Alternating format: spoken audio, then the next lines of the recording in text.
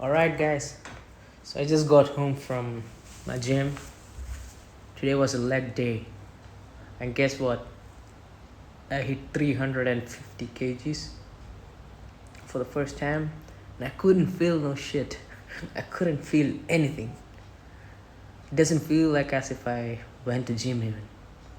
I'm telling you, when Ma Kali enters your life, everything's going to feel different. She's going to test you and she's going to make sure that you go through everything, every torture. You're just gonna see how you respond, how you react, your emotional control, your mindset, everything is taken note. There's this one thing that happened ever since I did Chandramandala Sadhana from my guru. I never knew what was going on. Something kept pushing me towards it, and I did it wholeheartedly with full commitment. Every single asanas. So there are 16 adharas and 64 asanas. Without knowing that 16 is the number of Masodashi and 64 is Mahavidyas from Tarama. So it was that Dasha Mahavidyas, the stage of passing from one divine form of goddess to the other. And there was this beautiful thing that kept happening. So the divine feminine energy used to show me her presence in different forms. So when I used to do the 64 days of challenge from my guru, it used to be a challenge. So that's and it was the Chandramandala Sadhana. So I used to see this number 64 wherever I looked. It just happened to fall in my eyes, and there are proof. I've taken proofs because I didn't want to simply tell anybody that I'm seeing this, and then I didn't want anybody to just think as if I'm going crazy or something. So I used to take screenshots whenever I come across these strange moments, and I used to share it with my guru. And then he used to tell me that you're being watched, and these are Mahavidyas, and just be strong. So I remember around 64 times I had come across the number 64, and I see them strangely everywhere in synchronicity, like when my phone's battery is 64%, it will be exactly 6:44. And when I drive around, I see car numbers, plate number 64.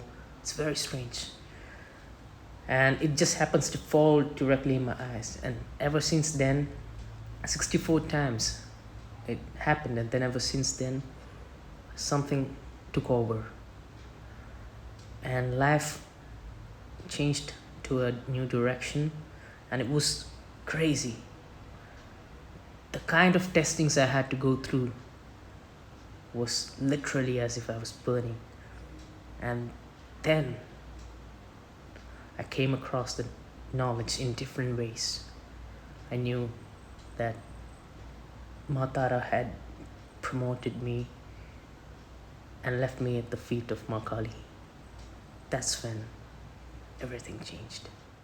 So the knowledge was like this: Mahavidyas and yoginis are going to test you 64 times because there are 64 things that you have to pass. So every single test is like a tick mark. So when you pass that, you come across that number some way or the other.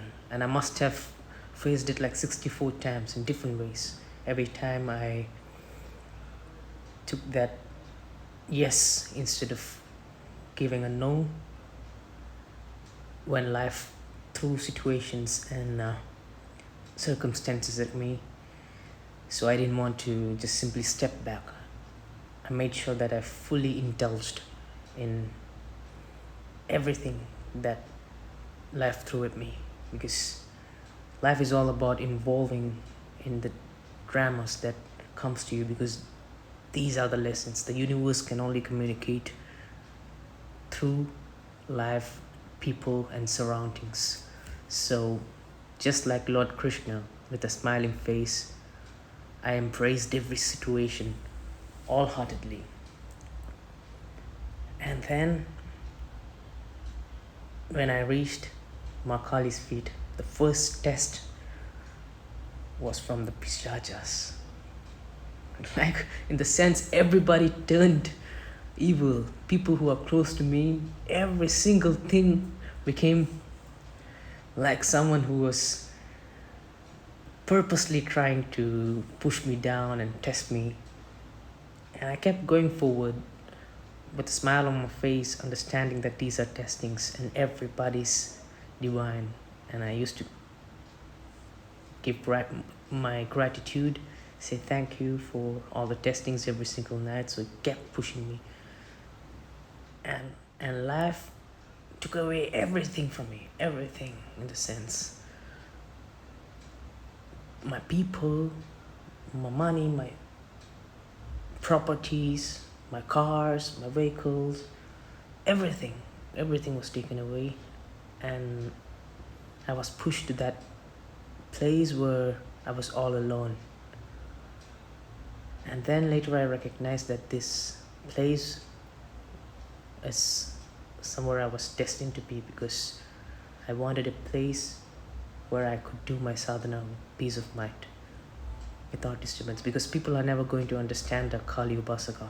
It's impossible, because a true Kali Upasaka is normally born in a prison, not a literal prison, but a prison setup of a family, let's say, because they are never going to understand you. It's impossible. Maybe their perspectives are right, but for a Kali Upasaka, it's kind of like a prison. So Kali Ma took away everything from me. And that was the best thing.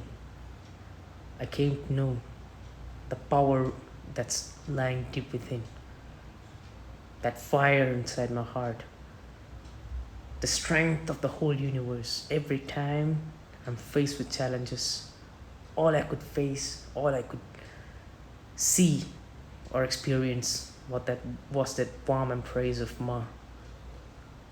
And I had that fire in my heart. And so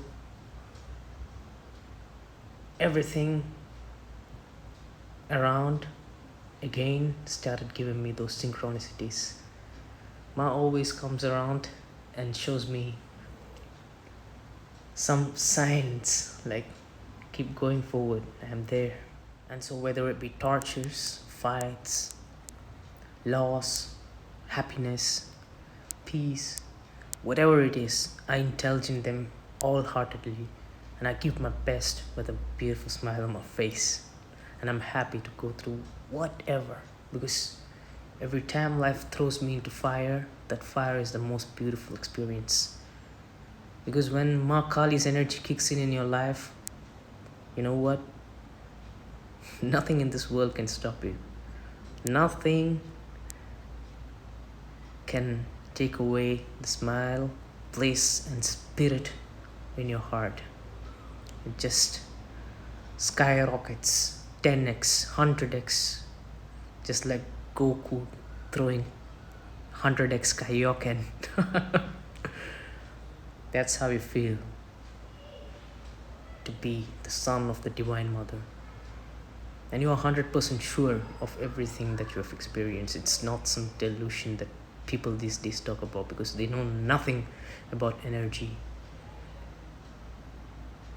If in life you happen to lose everything and it brought you at the feet of Ma Kali and it gave you the God realization, then that's the best thing that has happened to you, because there will come a time when you realize that everything you have been through, everything you have experienced was just to shape your mindset.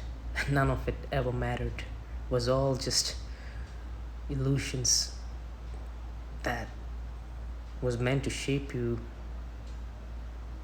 towards that mindset where you're ready to receive the divine. So that's exactly what happened. And today I'm telling you that Everybody's headed this way.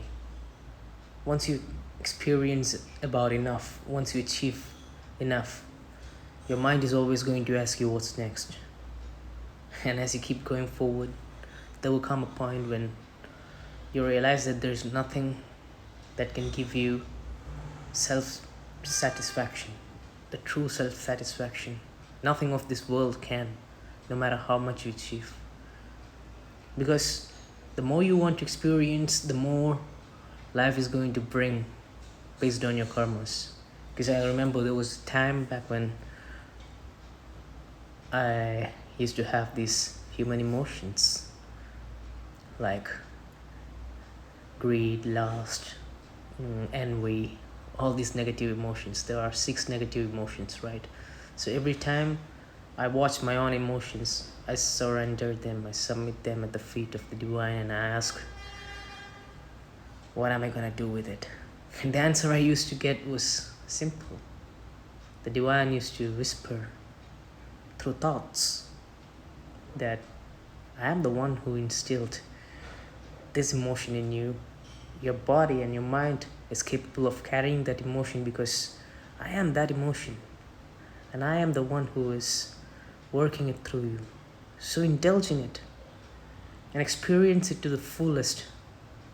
Only then can you transcend it.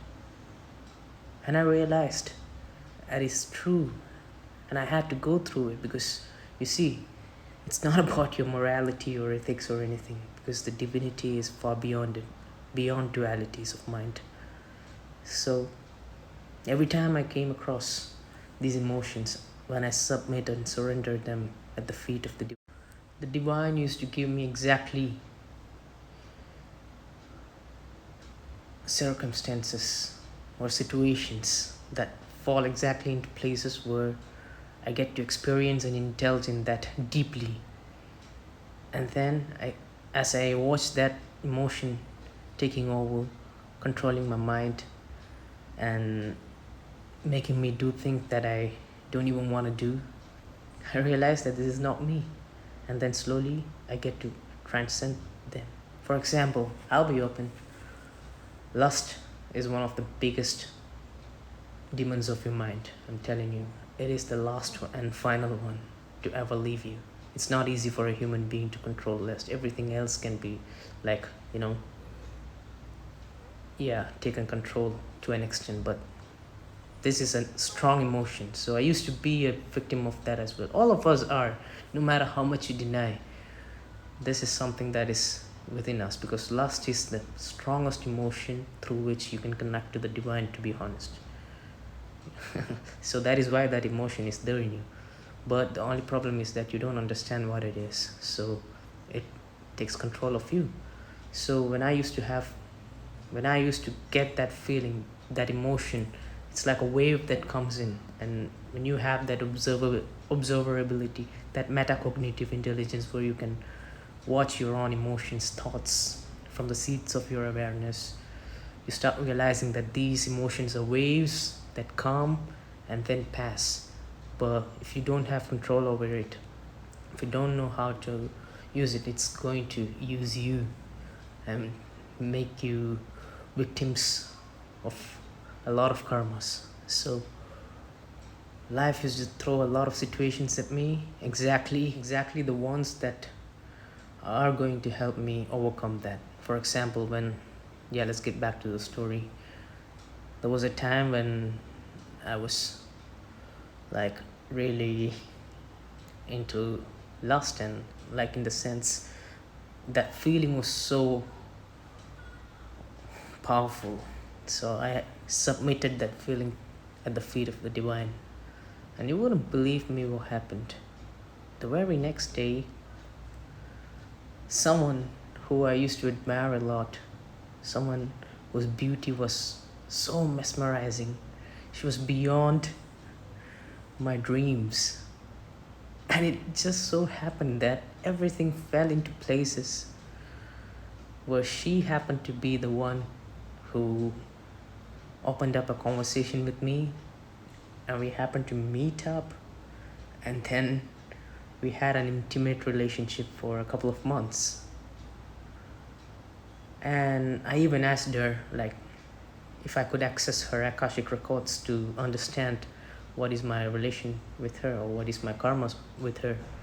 And she gave me the permission to do so. And when I accessed her Akashic records, as a certified Akashic records, I used the help of angels to understand my relation with her or the karmic note with her, and I realized that I had a lot of karmas with her, and it was supposed to be a karmic catalyst, and we had some past life karmas to clear off, and we exchanged that light, and it was beautiful. And ever since then, I transformed. I was able to transcend a little bit of my lust because she was the most beautiful woman I had I had met in my whole life. So it's just an example, I'm telling you. So everything is like that.